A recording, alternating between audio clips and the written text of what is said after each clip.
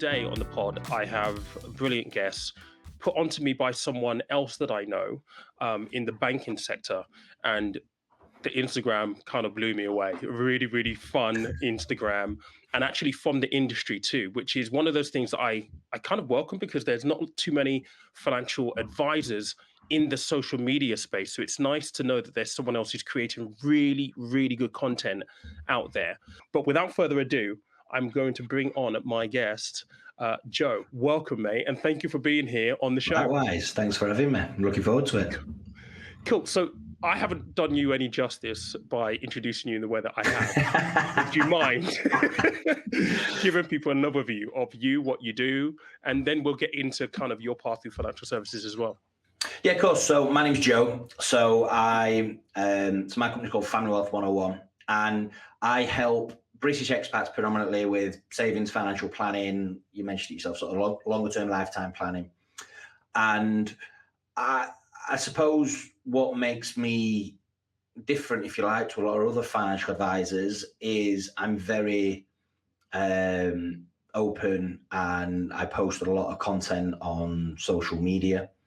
I started creating content about 5 years ago, and it really just came off the back of I've always been a massive fan and believer of if you cannot explain something to an 8-year-old, you don't really understand it yourself. And it's one of my massive bugbears about our industry is that it's full of jargon, it's full of noise, it's full of BS. And in my opinion, and you don't win many friends when I say this, it's built that way to ultimately keep the consumer at arm's reach and make people like us sound a lot more intelligent and more important than we actually are. When in reality, for a lot of people, if you follow a few simple steps, you can get where you need to be, or at least get the foundations right before you need to employ someone like myself. And this is the message that I try and get across. I try and take all the jargon, all the noise and everything out of it and just break it down into plain English. I'm also not frightened of laughing at myself.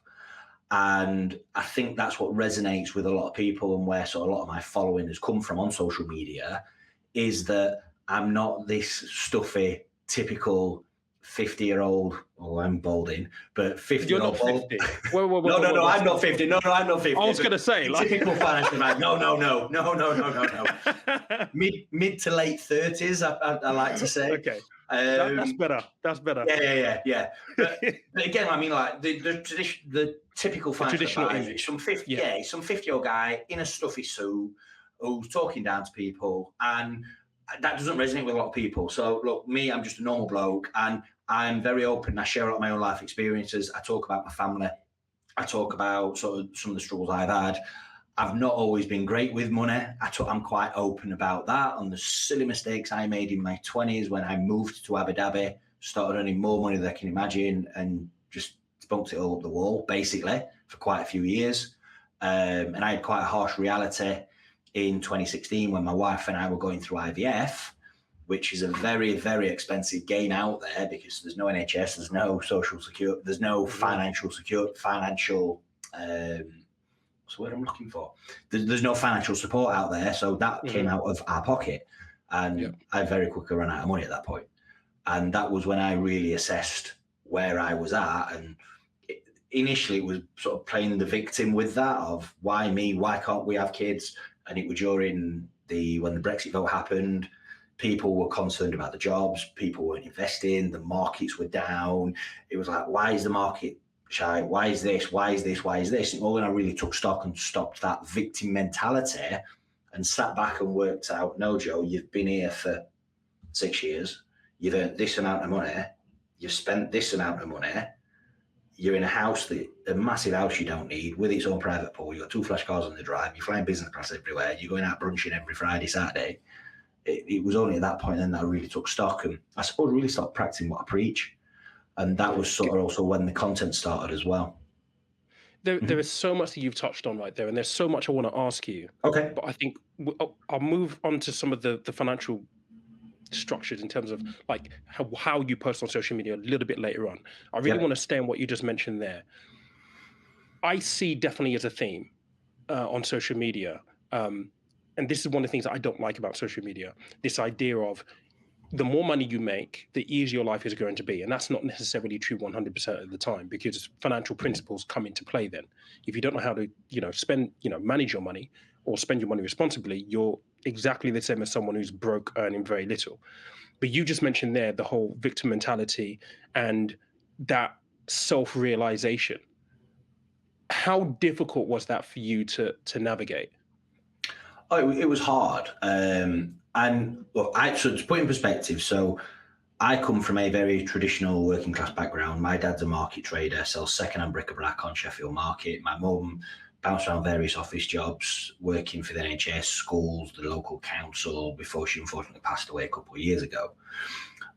So I was brought up to value, and my dad's, and I'm from Yorkshire as well, right? My dad is a typical Yorkshireman. He squeaks when he walks, like he's the tightest man on the planet, and he knows the value of a quid. Like, that's my dad.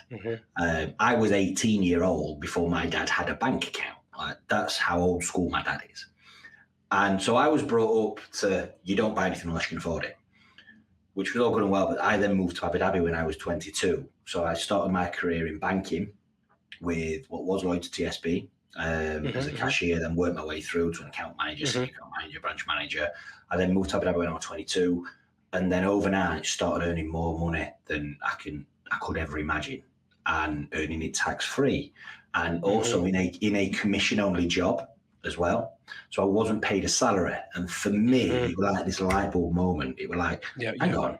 So if I work harder than him, if I come in the office half hour earlier than her every single day and leave half hour later every single day, I get 6 days for their 5, is how I sort of works things. And I've always been a numbers man. So for me, it just became this game. And I started earning ridiculous amounts of money, but also I then started spending ridiculous amounts of money. And I got What were you doing out there? What were you doing at 22 there? In fact, in financial services. So when I moved out there initially, I was like a business development manager for one of the leading financial advisors there, before I then stepped up and became an advisor myself. So it was direct commission on the deals of the clients that we brought in.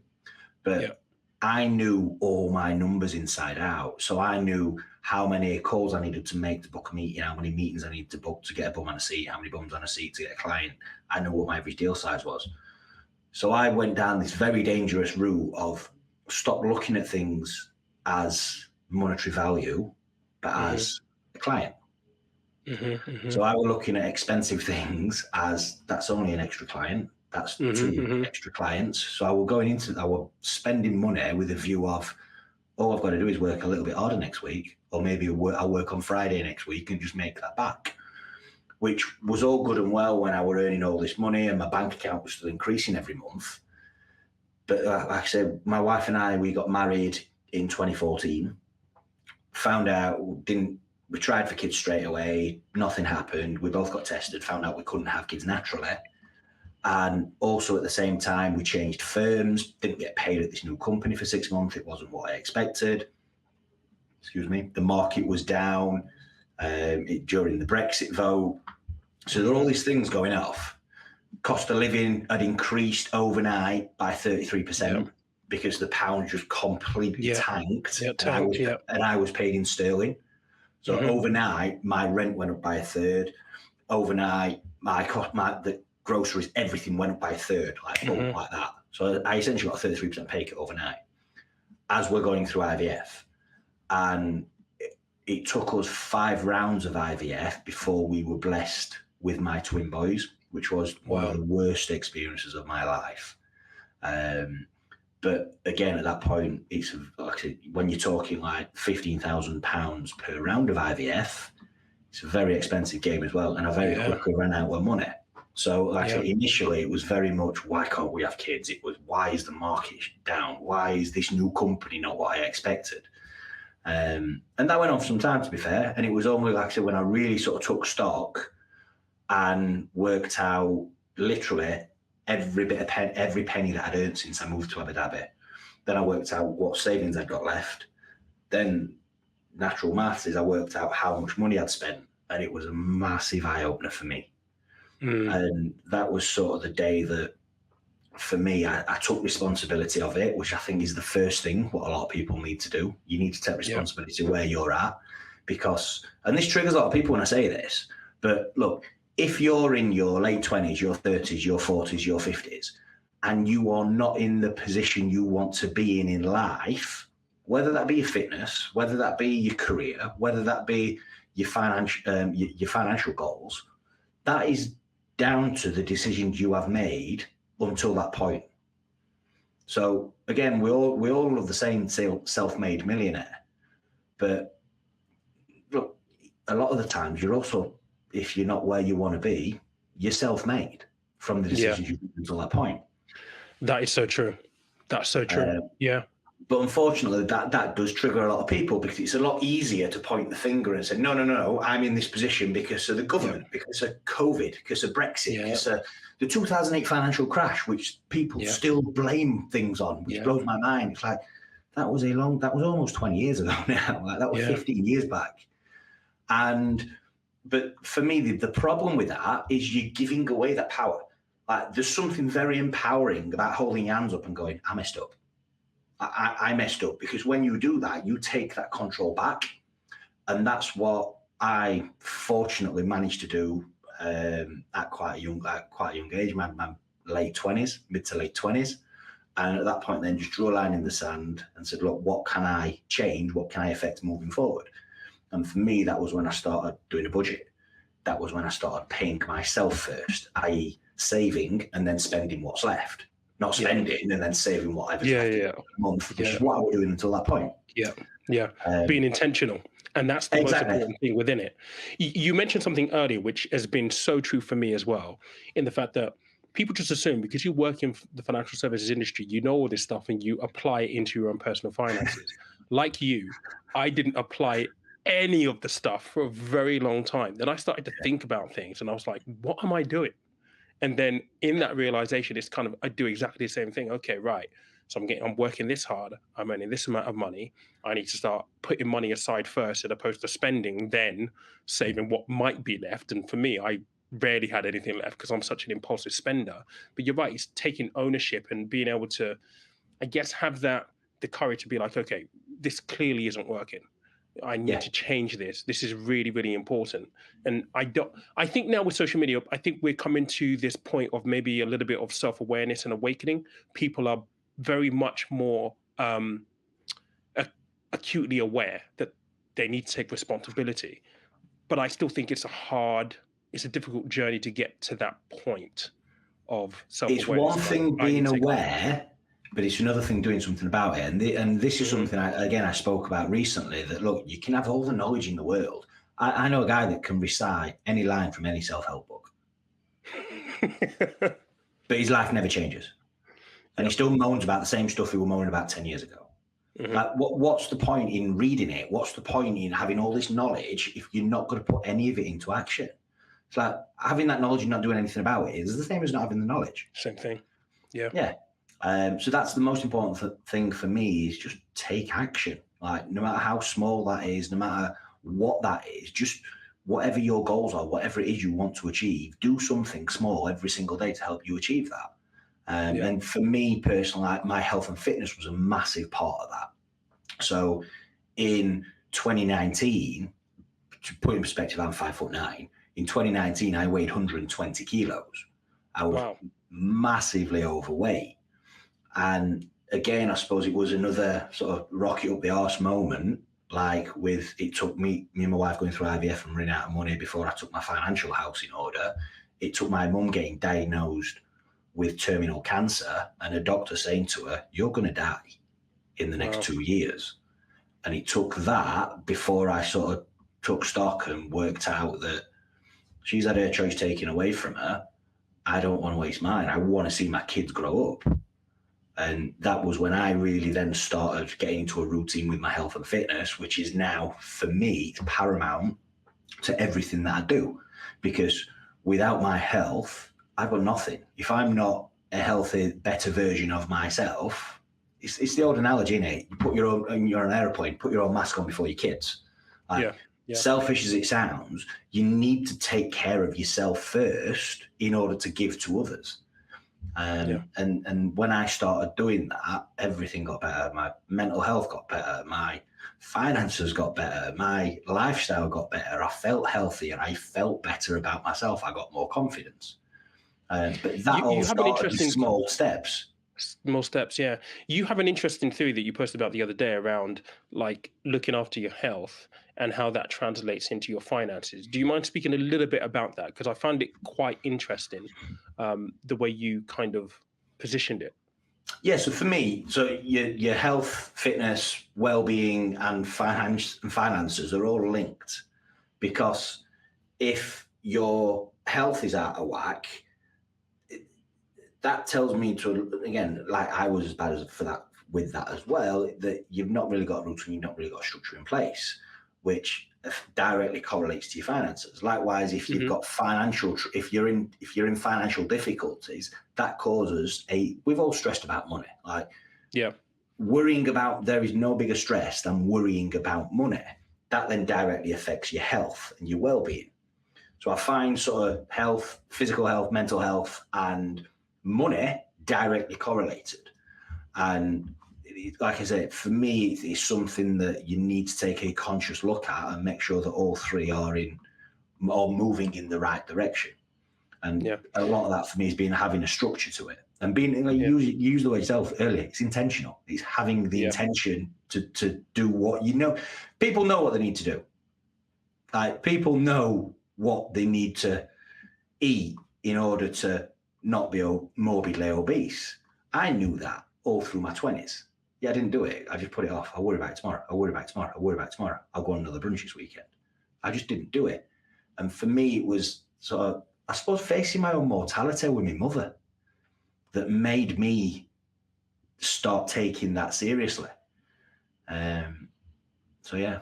So what does your structure at the moment look like in terms of, your fitness regime? Because looking at your Instagram, you pretty built. You look really kind of like built and tongue and stuff. What does that actually look like for you? And how do you actually then feed that into your day-to-day work? Because I think just before I think you mentioned this earlier, you don't do anything that you don't feel you want to do. And I think Yeah. in this society where now everything's about work-life balance, that's what people are aiming for. But what Mhm. does that look like in relation to your fitness and then your day-to-day work life? So a lot of people would look at my sort of finish regime and think it's quite obsessive. So I've just, well, I've 2 weeks ago, I had a fitness style photo shoot a couple of weeks ago. The first time I've I ever done saw it. that. Yeah. Yeah, and Yeah. it was amazing. Like, I dieted down for 20 weeks for it. I got into an insane shape, but it was 6 months of sacrifice. It was 6 months of being in pain. It was 6 months of being tired. It was 6 months of being hungry. It was 6 months of aching, having low energy, which sounds horrendous to a lot of people. But weirdly, I've never felt as alive. And for me, it was just having that goal and having something to aim for, and knowing that on this day, I need to take my shirt off in front of, I think there were 10 people there. Like, my coaches came down, a few friends came down with me, obviously the photographer, his team.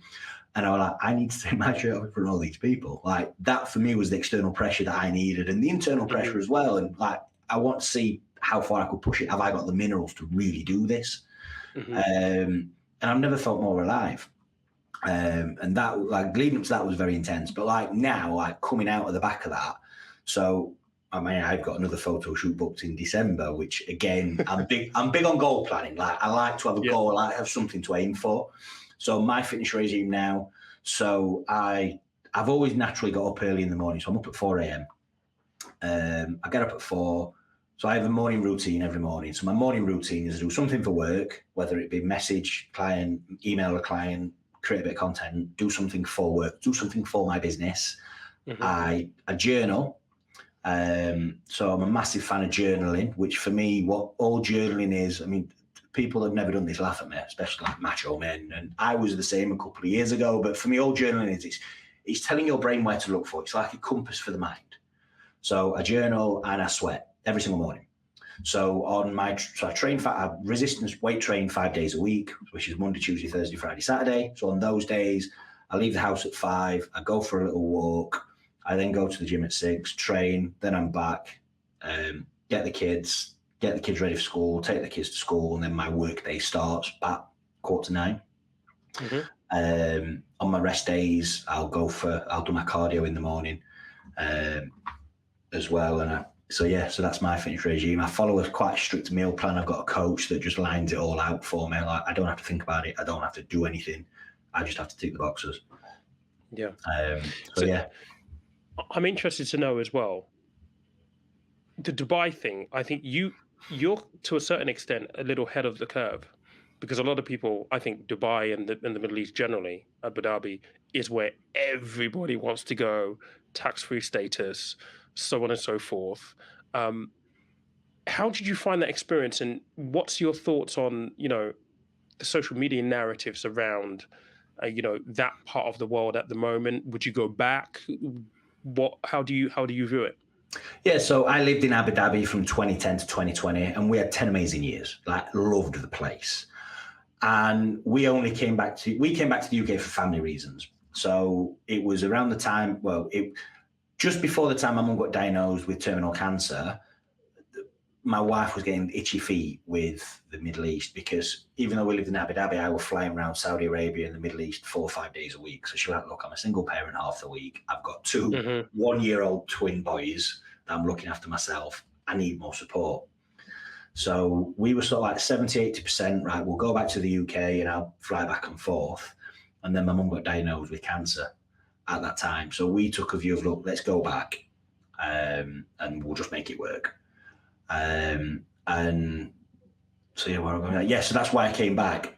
But we loved it. But for me, there's this big disconnect, especially if we're talking about in relation to money, okay? Because anyone you ask, why did you move to the UAE? Why did you move to Abu Dhabi? Why did you move to Dubai? Why did you move to Saudi Arabia? It's always monetary reasons. It's tax-free. It's a great opportunity for a job. I'll earn more money. I'll be able to take care of my family for the rest of my days. I'll be able to retire 10 years earlier, whatever it may be. Okay, it's always monetary values. Yet, 60% of expats leave the Middle East in a worse financial position than when they got there. Not just broke, in a worse financial position than when they arrived. So there's this big disconnect somewhere. Something's going wrong. And for me, the main cause of that is your Instagram. It's keeping up with the Joneses. Because it's such a transient place, and it's such a show-off place as well, where you're earning all this money, you're earning it tax-free, yet you can literally get whatever you want. It's an adult's playground, the Middle East. It's insane. Like, even in 2010, when I moved to Abu Dhabi, and when I moved to Abu Dhabi in 2010, I remember telling people, and this was before the F1, this was before anyone knew where Abu Dhabi was, right? I kid you not, the amount of people when I went, oh, I'm moving to Abu Dhabi, and they went, oh, is that in Wales? Right? No, it's not. That's Aberystwyth.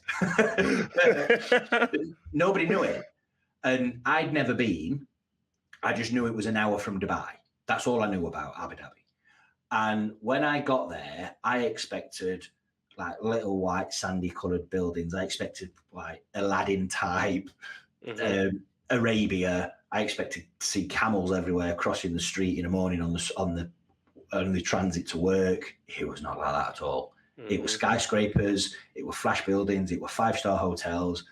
And then every Friday, because the working week then was Sunday to Thursday. It's now Monday to Friday in line with the Western world, but back then it was Sunday to Thursday.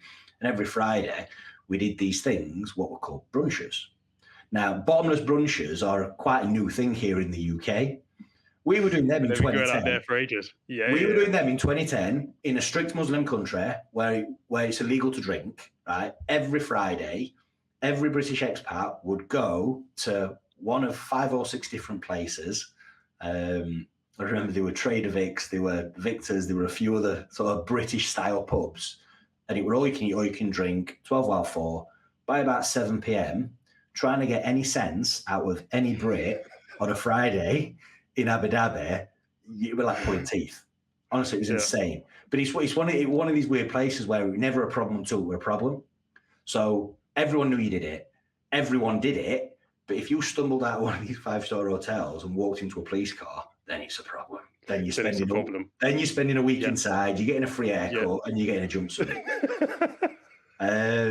Yeah. So yeah, it's It's interesting because like the Middle East and Dubai, it's I see it so much across social media now because it is totally glamorized. I mean, oh my God, I've been going there for 8 years, 9 years. We've got friends out there now, and we do want to move out there. But I think you're right. A lot of it is for monetary reasons. And one of the narratives that I've seen on social media, I mean, there was a TikTok I saw the other week, a couple of months ago now, actually, some young guy talking about the fact that really to enjoy Dubai, to live the life in Dubai, you need to be on like £50,000 a month.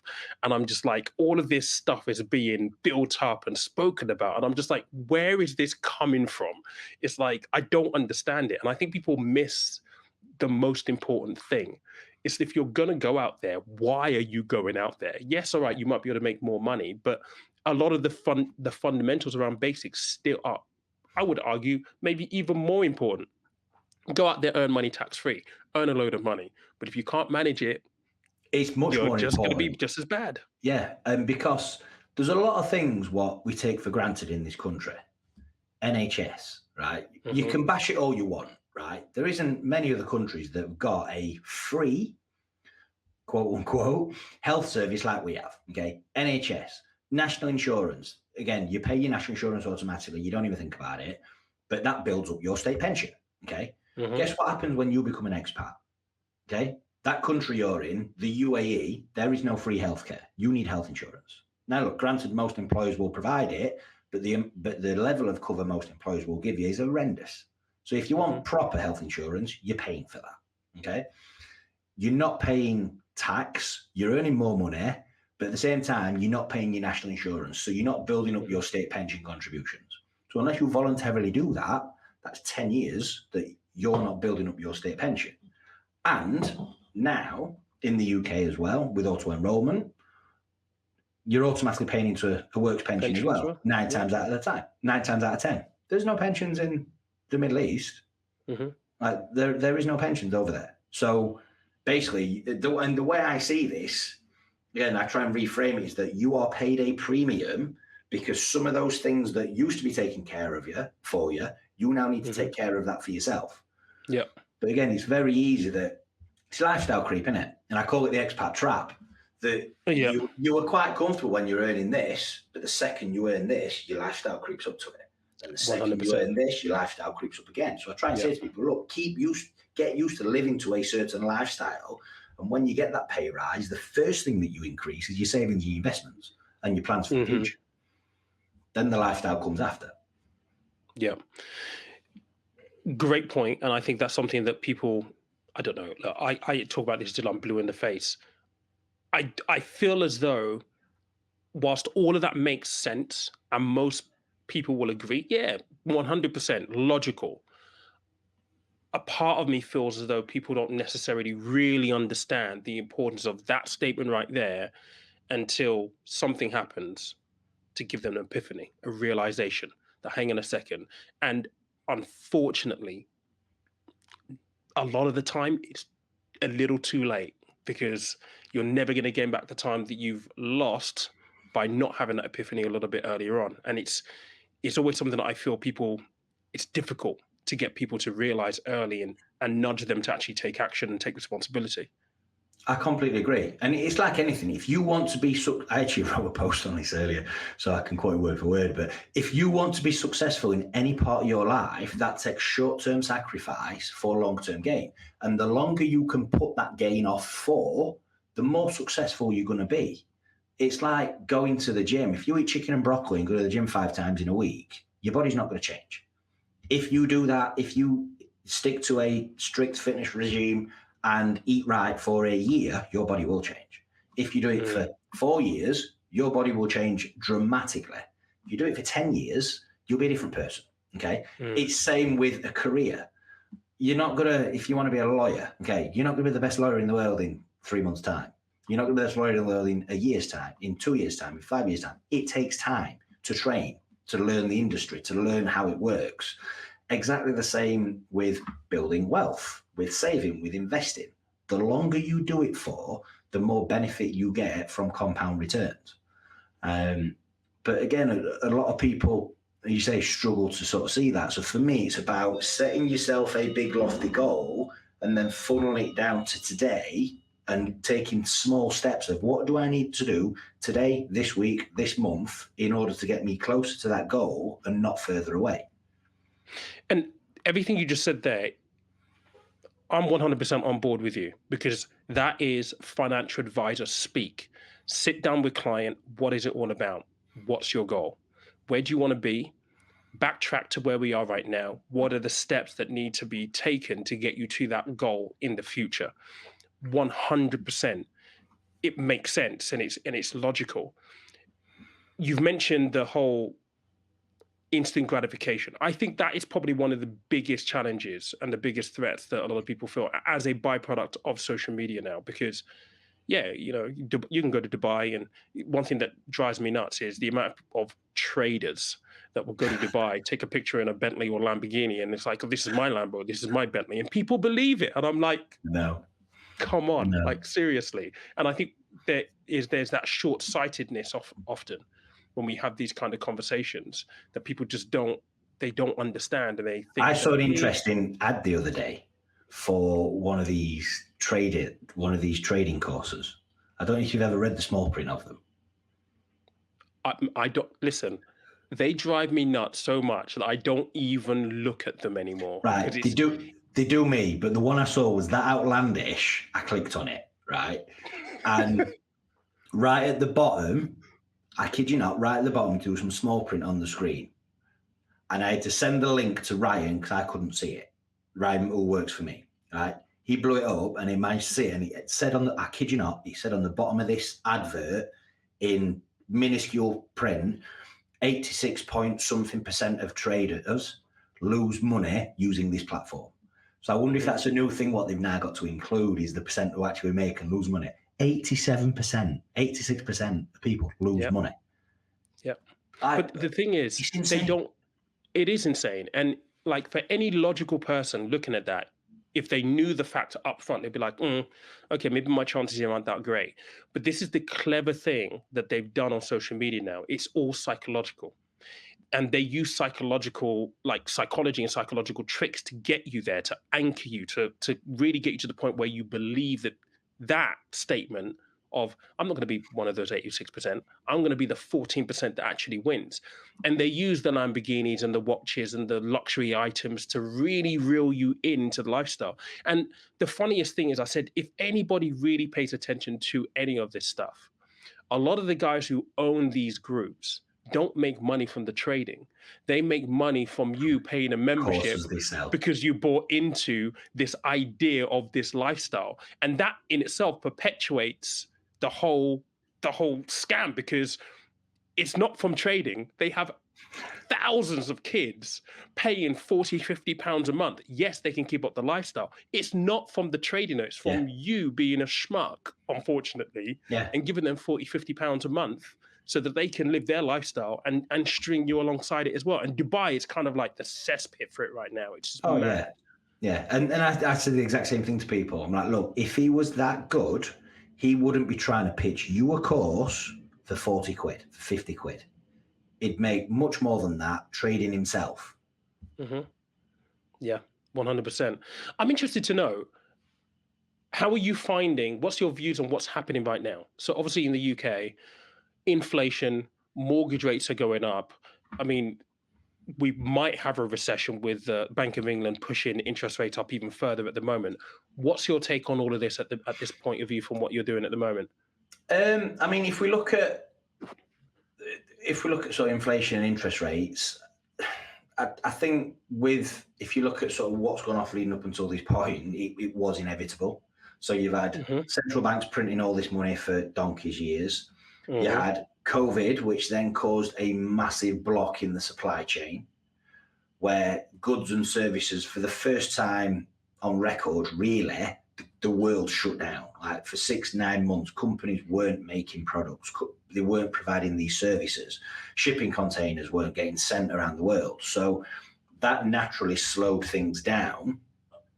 and then all of a sudden the world reopens again, everybody wants all these goods and services, and it's natural supply and demand. If I've got 10 or something, I've got 1,000 people queuing up, well, guess what I'm going to do? I'm going to charge you more. Price You're going to going to go pay up. it if you want it, yeah. So for me, there was that, and then obviously the back of sort of the Russia-Ukraine war with energy prices and what's gone off there, that's not helped, but it's made things a lot worse. So I think the increase in price, increase in inflation, increased prices was inevitable, and how central banks, the only tool they've really got to tackle that is by pushing interest rates up. Yep. So I do think it's been coming for a long time, and I think, especially my sort of age as well, we've been spoiled to a certain extent with, I mean, I started my career in financial services when I was in my late teens during the 2008 crisis. So that's all I've ever known. And then Low interest rates. it's all I've ever known as an adult, well, semi-mature adult, let's say. But that's all I've ever known growing up. Like, I didn't live through, well, I was born in the mid to late 80s, but I didn't live through the 80s when in a real sense, where interest rates were double digits. I've never known that before. So yes, interest rates are high. I mean, I read something yesterday. The Bank of England have forecast that inflation will be 5% at the end of this year. So that's a good sign. Yep. It's still far behind where they actually need it to be, though. And the forecast, it just changes all the time. I'm sure like a month ago, they were forecasting that by Q4, it was going to be like 2.9%. And it's like, it's a moving target. Yeah. And I'm like, okay, that's fine. But what it does, it means we have a lot of uncertainty around what's going to happen in the meantime.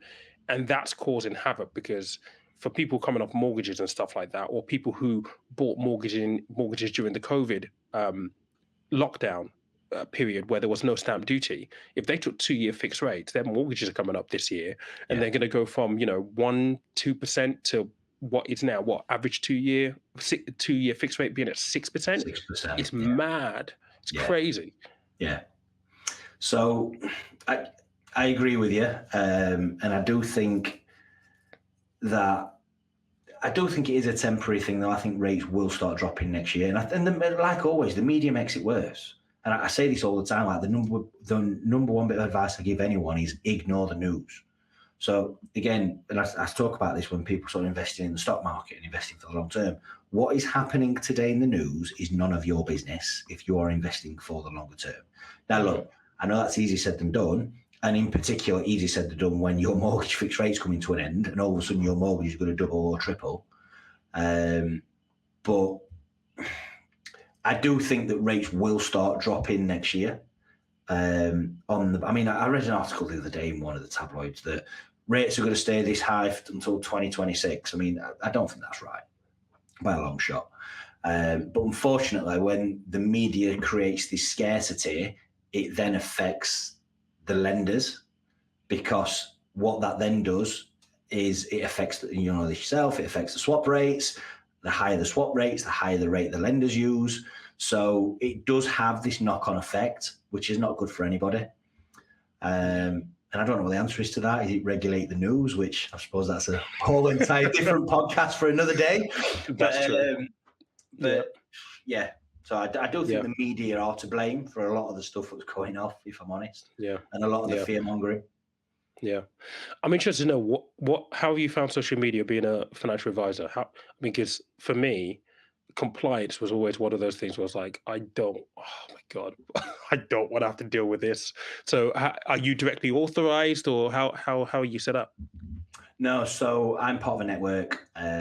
So when I started creating the content, it did cause a bit of an issue within the network. I was basically told that, first I was told you can't do it. And this was out when I was in the Middle East as well. So it was nothing to do with the UK. It was all international. Told you can't do it. My answer was, I'm going to do it. Then it was, right, you need to get every video cleared by compliance. Yeah. Which I did that for a bit. And then they just started taking longer and longer to get back to me. So then I slowly just started putting a few videos out, and it didn't cause any issues, let's say. So easier to seek forgiveness than ask permission. But But no, when I started making them, I got a lot of flack from people in my industry. A lot of flack. Comments like he's cheaper than his brand, he's embarrassing himself. Who does he think he is? He's showing the industry up. But fortunately, I had some good guys in my corner mentors that I used to go to for advice. And one of my mentors in particular, a very good friend of mine, Spencer Lodge, he used to say to me, his famous quote is, "Your opinion of me is none of my business." Mm-hmm. And when I got my head around that, my content started getting a lot better because, and it sounds crazy when I say it out loud, but I was holding myself back and not putting the content out that I wanted to put out in fear of what other people in my industry thought of it. Yeah. Yeah. When in reality, they're the only people that are never going to buy from me. Yeah. So why do I care what they think? Yeah. But that To be took me a honest, long I time felt to get exactly around. the same.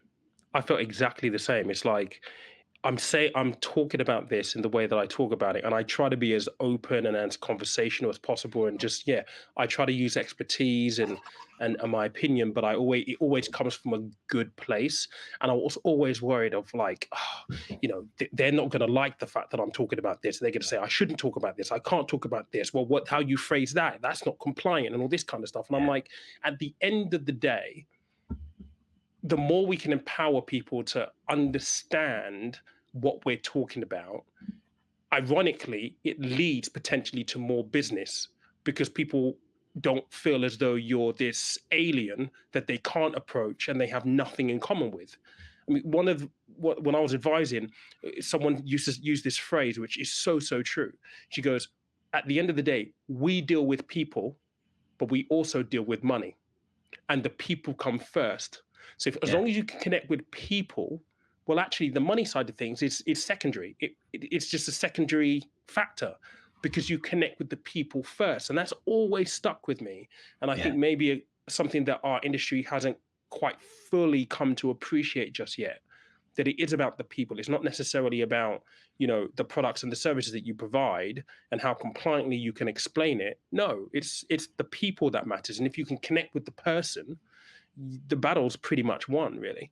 Yeah, and a lot of the feedback I get when I meet with someone for the first time, it's like a lot of the time they say, "I feel like I already know you," because I'm very open on social media. I talk about my family, like the amount of people I know that know my kids' names before I've ever spoke to them, just Mm-hmm. because they watch my videos and they see my content and they know that what my passions are. They know that I'm into the gym. They know that I'm massive into keeping fit and keeping healthy. They know what I do at the weekends. And so, again, I said people do buy from people, and I try, like I said, I'm an open book with it.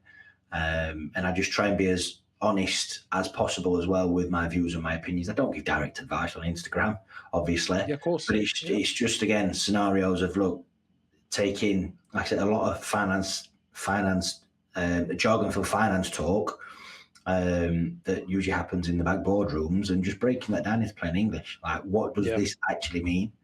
And I like using a lot of analogies as well, just to, again, because that's the way my brain works. I'm very visual in how I learn things. Mm-hmm. So I try and make the videos as visual as possible, as representative as possible of that. And look, don't get me wrong, I probably talk about 5 things, but I've created 2,000 videos around them 5 things. And it's just explaining it a different way. And someone might watch 10 of those videos before they see the 11th one and go, that one made sense. That one makes clicked. sense. Yeah. 100%. Cool. Right. So how do people find you? And by the way, guys, you should definitely go check out Joe's Instagram. It's pretty awesome. To be honest, mate, I wish my Instagram was a little bit more like yours.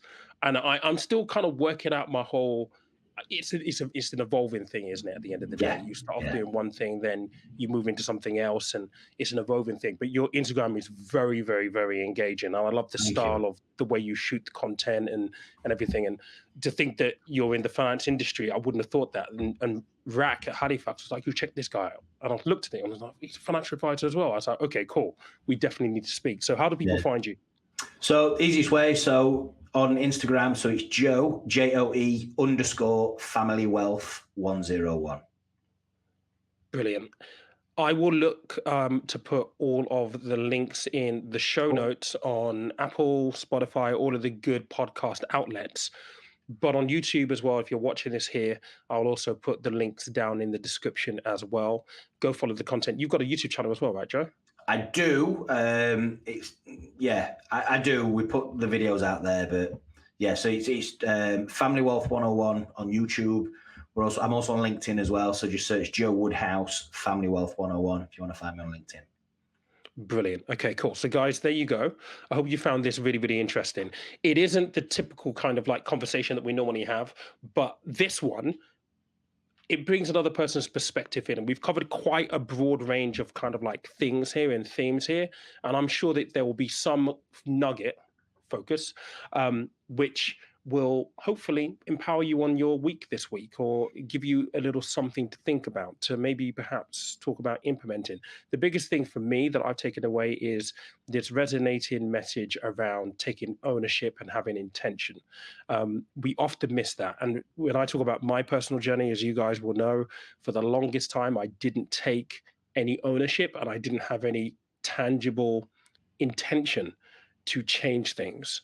And the minute I had that tangible intention and I took ownership, that's where you start, or at least I started to make really big strides in progress toward where I wanted to be. And a lot of the time, age is a factor that means that with age comes wisdom. um, but the idea behind this is I'm 43. Okay. I've made a ton of mistakes that you don't have to make. And so by having these conversations, hopefully you have the epiphanies that I had way, way later in life, a little bit earlier, so you don't have to make those same mistakes.